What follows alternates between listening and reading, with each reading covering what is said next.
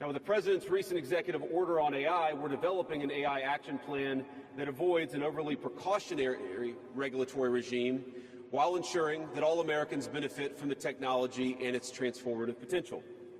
Now, we invite your countries to work with us and to follow that model if it makes sense for your nations. However, the Trump administration is troubled by reports that some foreign governments are considering tightening the screws on U.S. tech companies with international footprints. Now, America cannot and will not accept that, and we think it's a terrible mistake, not just for the United States of America, but for your own countries. Now, U.S. innovators of all sizes already know what it's like to deal with onerous international rules. Many of our most productive tech companies are forced to deal with the EU's Digital Services Act and the massive regulations it created about taking down content and policing so-called misinformation. And of course, we want to ensure the internet is a safe place, but it is one thing to prevent a predator from preying on a child on the internet, and it is something quite different to prevent a grown man or woman from accessing an opinion that the government thinks is misinformation.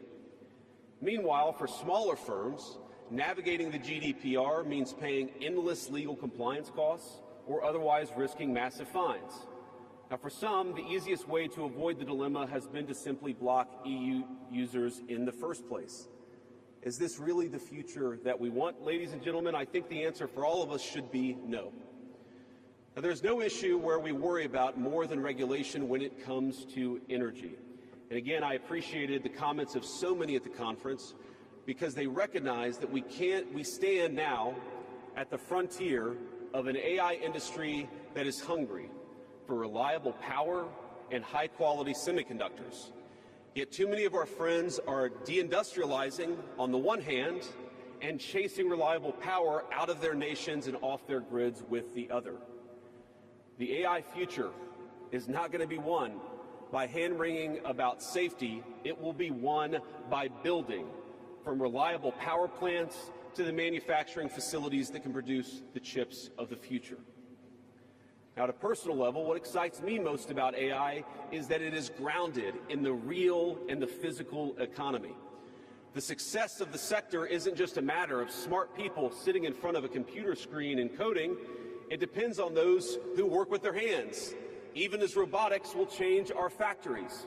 It will certainly make our healthcare providers better at treating diseases, but it will also depend on the data produced by those healthcare providers, by those doctors and nurses. I believe it will help us create and store new modes of power in the future, but right now, AI cannot take off unless the world builds the energy infrastructure to support it. Now, it's my view that tech innovation over the last 20 years has often conjured images of smart people staring at computer screens, engineering in the world of bits. But the AI economy will primarily depend on and transform the world of atoms.